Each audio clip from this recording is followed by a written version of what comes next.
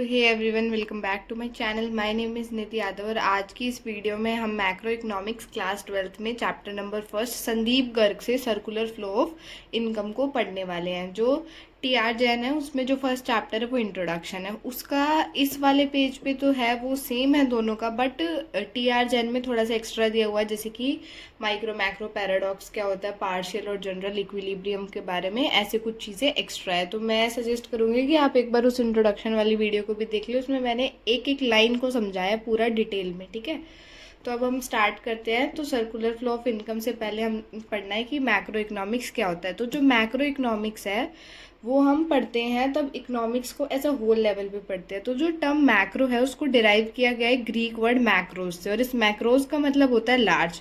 तो जब भी हम मैक्रो इकोनॉमिक्स की बात करते हैं ना, तो मैक्रो इकोनॉमिक्स जो है वो डील करती है overall performance of the economy, economy as a whole को लेके चलती है मैक्रो इकोनॉमिक्स। ठीक है, मतलब माइक्रो इकोनॉमिक्स जब हम पढ़ते थे तो हम एक इंडिविजुअल यूनिट की, फर्म की, हाउस होल्ड की बात करते थे, बट जब हम मैक्रो इकोनॉमिक्स की बात कर रहे हैं तो हम ओवरऑल इकोनॉमी की परफॉर्मेंस हुई, आउटपुट हुई, हम उसकी बात करते हैं। ठीक है, तो ये कंसर्न होती है study of problem of the economy, जैसे कि इन्फ्लेशन की प्रॉब्लम, या हम बात करते हैं डिप्रेशन या डिफ्लेशन की प्रॉब्लम हो गई, अनएम्प्लॉयमेंट की और पॉवर्टी। क्योंकि ये हम देखो, पॉवर्टी एक ऐसी चीज़ है वो तब दिखती है तब ज़्यादातर लोग जो है वो गरीबी में है। एक के गरीब होने को हम ये नहीं बोल सकते कि पॉवर्टी है। ठीक है, ऐसी अनएम्प्लॉयमेंट है वो पूरी कंट्री का रेशो होता है, या किसी भी पर्टिकुलर स्टेट का अगर हम देखते हैं तो ऐसे करके बहुत सारे लोगों को जब नौकरी नहीं मिल रही होती, उनके पास काम नहीं होता, तो उस सिचुएशन को अनएम्प्लॉयमेंट कहते हैं। एक पर्टिकुलर इंसान से अनएम्प्लॉयमेंट की सिचुएशन नहीं बनती है। ठीक है,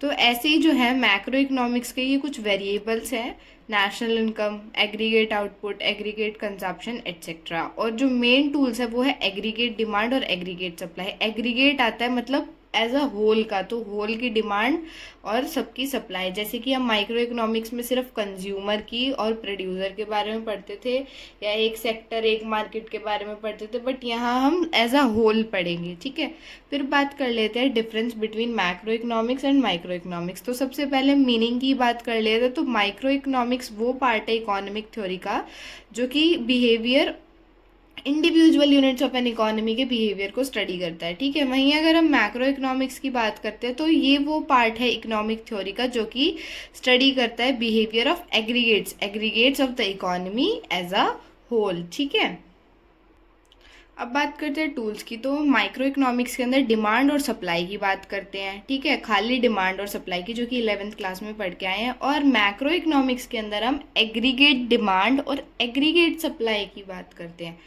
वहीं अगर हम बेसिक ऑब्जेक्टिव की बात करें तो माइक्रो इकोनॉमिक्स का एम जो होता है वो एक कमोडिटी की प्राइस को और फैक्टर्स ऑफ प्रोडक्शन को डिटरमाइन करना होता है। वहीं मैक्रो इकोनॉमिक्स के अंदर हम पूरी इकोनॉमी की बात कर रहे हैं तो इनकम को डिटरमाइन करना, employment level of the economy को डिटरमाइन करना। वहीं अगर हम डिग्री ऑफ एग्रीगेशन की बात करें तो माइक्रो इकोनॉमिक्स में डिग्री ऑफ एग्रीगेशन लिमिटेड होती है, वहीं मैक्रो इकोनॉमिक्स के अंदर डिग्री ऑफ एग्रीगेशन जो है वो लिमिटेड नहीं होती, हाईएस्ट डिग्री ऑफ एग्रीगेशन होती है।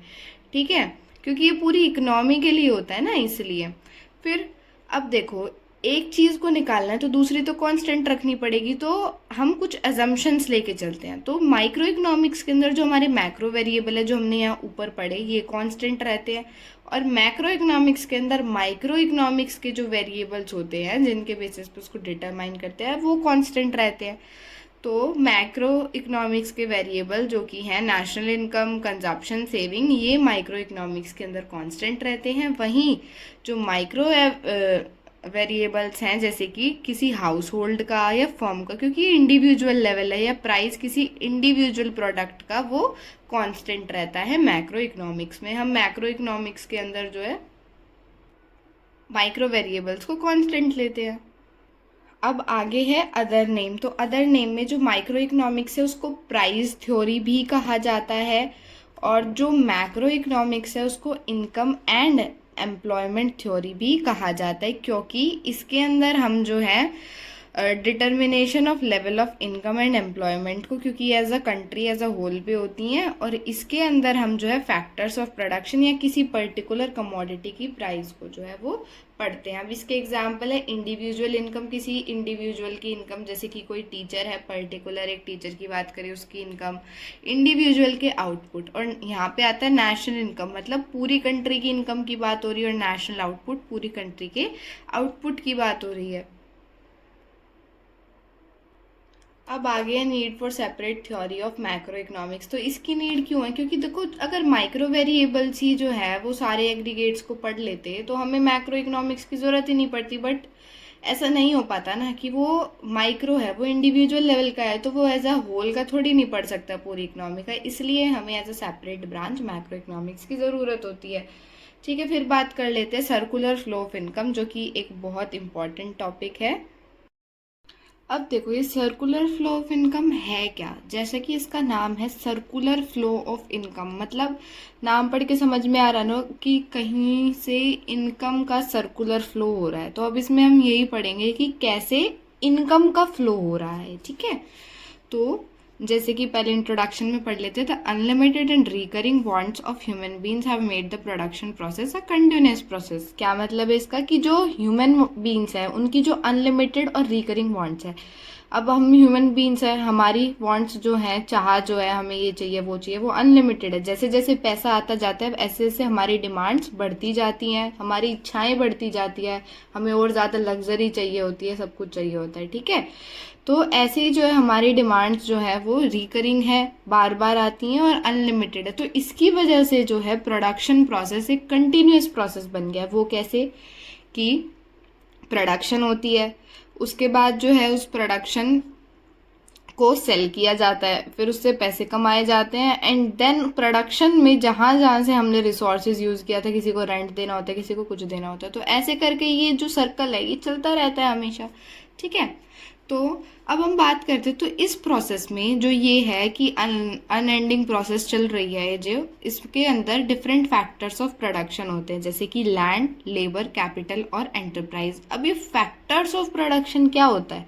तो फैक्टर्स ऑफ प्रोडक्शन वो फैक्टर्स होते हैं जो प्रोडक्शन के टाइम पे हेल्प करते हैं। अब लैंड है, किसी को प्रोडक्शन करनी है तो सबसे पहले ज़मीन की ज़रूरत होगी ना, जहाँ पे वो प्रोडक्शन करेगा। ठीक है, उसके बाद लेबर जो वहाँ पे काम करेगा, जो प्रोडक्शन को करेगा। फिर कैपिटल, अब सामान आएगा तो पैसे भी चाहिए, साथ ही साथ में जो एंटरप्राइज है, एंटरप्रेन्योर्स तो चाहिए ना, किसी भी बिजनेस को, काम को सेट करने के लिए एंटरप्रेन्योर तो चाहिए।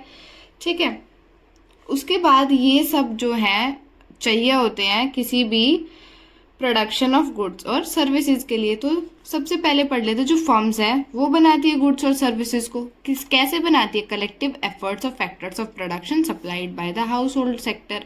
अब ये जो फैक्टर्स ऑफ प्रोडक्शन है, ये एक चीज़ देखो, इसमें क्या कॉमन है? ये सब हाउस होल्ड सेक्टर जो है वो प्रोवाइड करते हैं। कैसे करते हैं? लैंड है तो किसी इंसान का ही तो होगा ना, लेबर है कोई इंसान ही काम करेगा, कैपिटल है पैसे हैं तो पैसे भी किसी के पास से ही तो आएंगे, चाहे वो बेशक बैंक से ही क्यों ना आए हों, या हम किसी से उधार लेके आते हैं, वो सब कुछ। और फिर आता है एंटरप्राइज, वो खुद कोई इंसान है जो चला रहा है, एंटरप्रेन्योर है, तो वो ऐसे। ठीक है, तो सबसे पहले जो फर्म है वो गुड्स और सर्विसेज को प्रोड्यूस करती है इन फैक्टर्स ऑफ प्रोडक्शन के थ्रू। फिर जो फर्म है क्या करती है? पेमेंट करती है इन फैक्टर्स ऑफ प्रोडक्शन को। अब जहाँ से लैंड आया था, अब उस लैंड के लिए क्या देंगे? रेंट देंगे। प्रोडक्शन हो गई ना, सामान को सेल कर दिया तो रेंट देंगे। ठीक है, पैसा आ गया ना जो प्रोड्यूसर है उसके पास। लेबर को उसकी वेजेस दी जाएगी, उसने काम किया है। कैपिटल लिया था तो कैपिटल पैसे के ऊपर उसका इंटरेस्ट दिया जाएगा, अगर पूरी रकम नहीं चुका पा रहे इंटरेस्ट तो देंगे ना। और फिर जो प्रॉफिट है, एंटरप्रेन्योर था जिसने पैसे को लगाया है, सारा ये काम कराया, तो वो लास्ट में क्या करेगा? वो प्रॉफिट को लेके जाएगा। ठीक है, जिसको हम कहते हैं फैक्टर इनकम्स। ये सब फैक्टर्स ऑफ प्रोडक्शन होते हैं, और रेंट, वेजेस, इंटरेस्ट और प्रॉफिट ये फैक्टर इनकम होती है। ठीक है, ये आगे तक ध्यान रखना, ये बार बार आती हैं ये चीज़ें, तो फैक्टर ऑफ प्रोडक्शन और फैक्टर ऑफ इनकम में ध्यान रखना ये क्या होता है। ठीक है, फिर उसके बाद जो ये पैसा है, अब ये हाउस होल्ड ने फैक्टर ऑफ प्रोडक्शन प्रोवाइड किए थे, अब हाउस होल्ड के पास चली गई इनकम। Factor income. तो अब उस फैक्टर इनकम को वो गुड्स और सर्विसेज जो प्रोड्यूस हुए हैं उनको खरीदने में लगा देंगे, है ना। अब उनके पास पैसा गया है रेंट की फॉर्म में, वेजेस की फॉर्म में, तो अब उस पैसे से ही वो उस बने हुए गुड्स और सर्विसेज को परचेज करेंगे, ठीक है। तो अब एक चीज़ जो कॉमन में दिखने को मिल रही है वो क्या है कि हाउस होल्ड जो है वो कंजप्शन एक्सपेंडिचर जो उनके पास पैसा गया है उसको फर्म्स को दे रहे हैं गुड्स और सर्विसेज को खरीदने के लिए। और यहाँ पे जो ये है फर्म जो है फैक्टर पेमेंट दे रही है जो उसने फैक्टर सर्विसेज ली थी उसके बदले में। तो ये पैसा यहाँ गया, इन्होंने कंजप्शन एक्सपेंडिचर पे खर्च कर दिया, कंजप्शन एक्सपेंडिचर से जो इनके पास पैसा आया वो इन्होंने फैक्टर पेमेंट में दे दिया। तो ये क्या हो रहा है, जो पैसा है वो गोल गोल गोल गोल गोल गोल घूम रहा है ना। तो ये एक सर्कुलर फ्लो बन गया जिसको हम कहते हैं सर्कुलर फ्लो ऑफ इनकम, ठीक है। यहाँ हम सिर्फ इनकम की बात कर रहे हैं, हमने यहाँ पे फैक्टर सर्विसेज की बात नहीं की है, ठीक है। तो हम यहाँ पे सिर्फ पैसे की बात कर रहे हैं, तो हमने सिर्फ फैक्टर पेमेंट को और कंजप्शन एक्सपेंडिचर को इंक्लूड किया है। अब इस सर्कुलर फ्लो का मतलब क्या है, साइकिल जो है जनरेशन ऑफ इनकम, सबसे पहले प्रोडक्शन प्रोसेस में इनकम जनरेट होती है, फिर वो इनकम जो है डिस्ट्रीब्यूट होती है, फैक्टर ऑफ प्रोडक्शंस को दी जाती है एज अ फैक्टर सर्विसेज, और फाइनली जो हाउस होल्ड के पास पैसा जाता है फैक्टर सर्विसेज के थ्रू, उस पैसे को वो कंजप्शन एक्सपेंडिचर पे खर्च कर देते हैं, तब वो गुड्स और सर्विसेज को परचेज करते हैं, ठीक है। फिर सर्कुलर फ्लो ऑफ इनकम है ना, इसके 3 फेजेस होते हैं, ठीक है। तो पहला फेज होता है जनरेशन फेज या इसको कहते हैं प्रोडक्शन फेज। तो इसके अंदर क्या होता है कि फर्म्स प्रोड्यूस करती हैं गुड्स और सर्विसेज को फैक्टर सर्विसेज की हेल्प से, जो लैंड, लेबर, कैपिटल और एंटरप्रेन्योर था उसके थ्रू जो है गुड्स और सर्विसेज को प्रोड्यूस किया जाता है, ठीक है।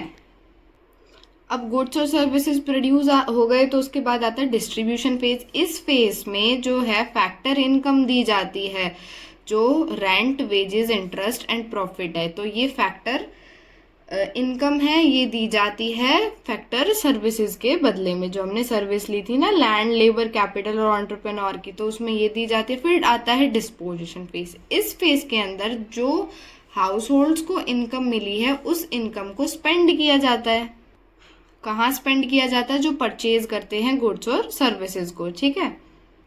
तो अब इस तरीके से क्या होता है, जो पैसा था वो बार बार वहीं घूमा जा रहा है, वो हाउस होल्ड से फर्म, फर्म से हाउस होल्ड, ऐसे ये पैसा घूमा जा रहा है, ठीक है। अब बात कर लेते हैं स्टॉक एंड फ्लो की। तो स्टॉक और फ्लो के जो कंसेप्ट्स हैं ना वो मैक्रो इकोनॉमिक्स में बहुत ही ज़्यादा यूज़ होते हैं। तो कुछ मैक्रो इकोनॉमिक्स के जो वेरिएबल है वो स्टॉक से रिलेट करते हैं, तो कुछ फ्लो से रिलेट करते हैं। तो अब हम ये समझ लेते हैं कि ये स्टॉक और फ्लो होता क्या है। तब भी हम देखो स्टॉक की बात करते हैं तो हम एक ऐसी चीज़ की बात करते हैं ना जो ठहरी होती है। जैसे कि हम कहते हैं कि किसी के पास इतना स्टॉक है गेहूं का, मान लो किसी के पास 20 kg का स्टॉक है, तो वो उसके पास रखे हुए हैं, ठीक है, वो कहीं ना मूव कर रहे हैं ना कुछ है, वो उसके पास स्टोर्ड है, तो वो स्टॉक होता है, ठीक है।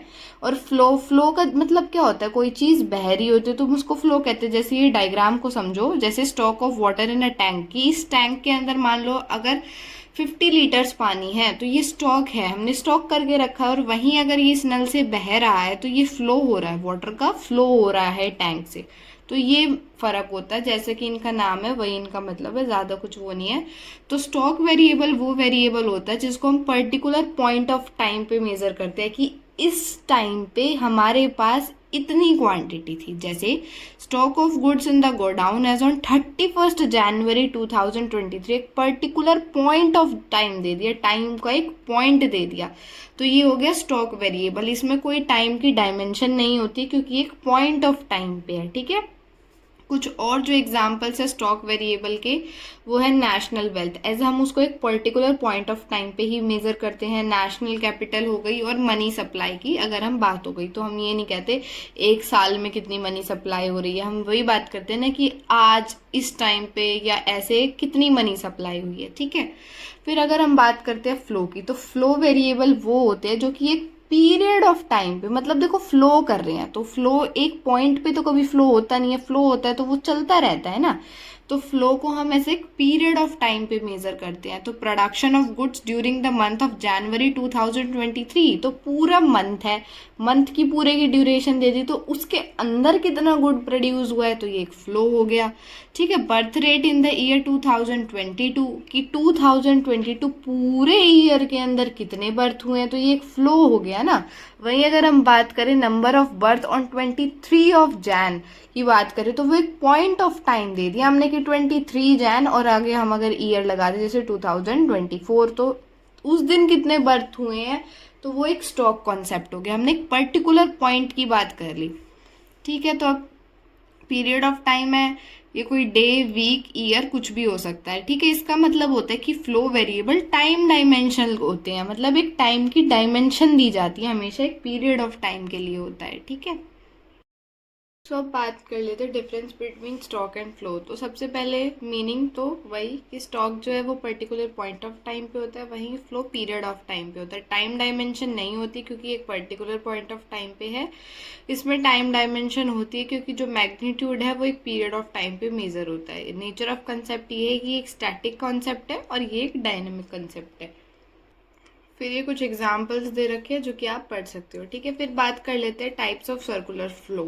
तो सर्कुलर फ्लो भी जो है वो दो टाइप का होता है, एक होता है रियल फ्लो और एक होता है मनी फ्लो। तो अब ये रियल फ्लो और मनी फ्लो को हम पढ़ेंगे। ठीक है, तो देखो अब सर्कुलर फ्लो के दो टाइप है, real flow and money flow. तो रियल फ्लो जैसा कि नाम में पता चल रहा है रियल, तो किसी रियल चीज़ की बात हो रही है। ठीक है, तो इसमें क्या होता है कि जो गुड्स और सर्विसेज की फैक्टर्स ऑफ प्रोडक्शन की बात हो रही थी ना रियल, तो फैक्टर सर्विसेज और गुड्स और सर्विसेज, फैक्टर सर्विसेज वो जो फैक्टर्स ऑफ प्रोडक्शन थे ना, लैंड हो गया, लेबर हो गया, वेजेस नहीं, कैपिटल और एंटरप्रेन्योर, तो वो जो था वो सब थी फैक्टर सर्विसेज और फैक्टर्स ऑफ प्रोडक्शन। ठीक है, तो रियल फ्लो के अंदर आता है गुड्स और सर्विसेज, साथ ही साथ में जो है फैक्टर सर्विसेज। तो ये दोनों रियल चीज़ है ना, गुड्स भी रियल है और जो फैक्टर सर्विसेज है वो भी रियल है। वहीं मनी फ्लो जो है, तो मनी फ्लो जो है वो प्योरली मनी बेस्ड है। जो कंजप्शन एक्सपेंडिचर हमने पढ़ा और साथ ही साथ में जो हमने फैक्टर पेमेंट्स पढ़ी, तो वो आती हैं मनी फ्लो के अंदर। फैक्टर पेमेंट वो पेमेंट जो फैक्टर सर्विसेज के बदले में दी जाती है। ठीक है, भूल तो नहीं गए ना।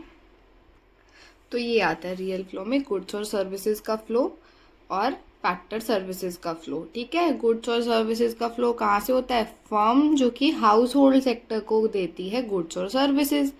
ठीक है, और वहीं जो फैक्टर सर्विसेज है वो हाउस होल्ड देते हैं फर्म को। अब देखना इससे ही कैसे एक सर्कुलर फ्लो बनेगा। ठीक है, मनी फ्लो में कंजप्शन एक्सपेंडिचर जो हाउस होल्ड्स होते हैं वो फर्म को देते हैं कंजप्शन एक्सपेंडिचर, गुड्स और सर्विसेज के बदले में पैसा देते हैं। वहीं जो फर्म है वो देती है फैक्टर पेमेंट जो उनकी फैक्टर सर्विसेज है उसके बदले में। ठीक है, अब बुक में से पढ़ लेते हैं एक बार। तो जो रियल फ्लो है वो फ्लो है फैक्टर सर्विसेज का हाउस होल्ड से फर्म तक, और corresponding flow of goods and services, goods और सर्विसेज जो फर्म से जाती हैं हाउस होल्ड को। ठीक है, अब इसको फिजिकल फ्लो भी कहते हैं क्योंकि फिजिकल चीज़ें हैं ना उनका फ्लो हो रहा है। फिर इसमें सिर्फ गुड्स और सर्विसेज का एक्सचेंज होता है दो सेक्टर्स के बीच में, कोई मनी की इन्वॉल्वमेंट नहीं होती, इसलिए इसका नाम रियल फ्लो है। ठीक है, रियल फ्लो डिटरमाइन करता है magnitude of growth process in an economy, कि ग्रोथ कितनी हो रही है। ग्रोथ कैसे डिटरमाइन करते हैं हम, आउटपुट पे, और आउटपुट कैसे हम जो है गुड्स और सर्विसेज से ही तो डिटरमाइन करते हैं ना आउटपुट को। इसलिए अब देखो जैसे कि ये है, ये हाउस होल्ड सेक्टर है, ये फर्म सेक्टर है, तो हाउस होल्ड सेक्टर ने अपनी फैक्टर सर्विसेज दी। हम यहाँ पे सिर्फ गुड्स और सर्विसेज फिजिकल क्वांटिटीज़ की बात कर रहे हैं, तो फैक्टर सर्विसेज दी, लैंड, लेबर, कैपिटल और एंटरप्राइज दी। वहीं इनके बदले में जो है अगर रियल में बात करें तो गुड्स और सर्विसेज दी, जो रियल चीज़ दी है वो गुड्स और सर्विसेज दी है। अभी हम यहाँ पैसों की बात नहीं कर रहे हैं कि फैक्टर सर्विस दी और फैक्टर सर्विस के बदले में फैक्टर पेमेंट गई, नहीं, वो मनी फ्लो में पढ़ेंगे। तो मनी फ्लो वो फ्लो है जिसमें फैक्टर पेमेंट जो है वो फर्म से हाउस होल्ड को जाती है उनकी फैक्टर सर्विसेज के लिए, और कंजप्शन एक्सपेंडिचर होता है households to firm for purchase of goods and services produced by the firms. ठीक है, अब ये देखो यहाँ पे हाउस होल्ड्स है, कंजप्शन एक्सपेंडिचर दिया मतलब पैसे दिए गुड्स और सर्विसेज खरीदने के लिए। वहीं पैसों में ही बात करें तो फर्म्स ने उनको किस लिए पैसे दी, फैक्टर पेमेंट के लिए। जो यहाँ पे ये फैक्टर सर्विसेज ली थी ना, इसके लिए फैक्टर पेमेंट कर दी, और जो इन्होंने यहाँ पे गुड्स और सर्विसेज लिए थे उसके बदले में इन्होंने इनको कंजप्शन एक्सपेंडिचर दे दिया। तो ये इस तरह से अब इसका एक पूरा सर्कल बनेगा अच्छे वाला, वो हम आगे पढ़ेंगे। ठीक है, फिर हम बात कर लेते हैं कि जो है मनी फ्लो, इसको हम नॉमिनल फ्लो भी बोलते हैं, इसके अंदर मनी का ही एक्सचेंज आता है। फिर डिफरेंस भी पढ़ ही लेते हैं। तो रियल फ्लो के अंदर गुड्स और सर्विसेज का फ्लो हो रहा है फर्म और हाउस होल्ड के बीच में, मनी फ्लो में मनी का वो हो रहा है। ठीक है, इसमें गुड्स और सर्विसेज का एक्सचेंज होता है, इसमें मनी का एक्सचेंज होता है मनी फ्लो में। अब बार्टर सिस्टम जो था, बार्टर सिस्टम वो वाला सिस्टम जिसमें कमोडिटी के बदले में हम कमोडिटी देते थे, जिस टाइम पैसा नहीं होता था ना, कि वस्तु के बदले में वस्तु देते थे, तो वो बार्टर सिस्टम, वहां पे गुड्स के उसमें दिक्कत हो सकती थी, पर मनी के केस में तो कोई दिक्कत ही नहीं होती। जो सामान लेना है आपको, पैसे दो सामान लो।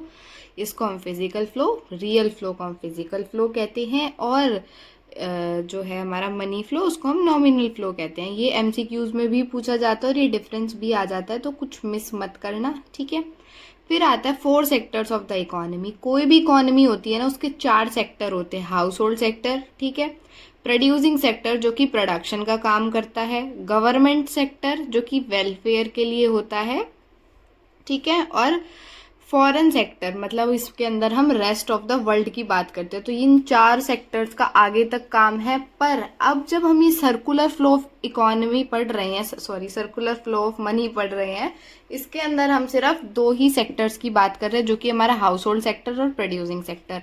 तो हम क्या ऐसे कि ना तो हमारे पास कोई गवर्नमेंट सेक्टर है जो कि वेलफेयर कर रहा है, ना ही हमारे पास कोई फॉरेन सेक्टर है। ठीक है, तो इसलिए हम एक 2 सेक्टर इकोनॉमी या 2 मॉडल इकोनॉमी को हम पढ़ेंगे। हमारे सिलेबस में एक 2 सेक्टर इकोनॉमी ही है।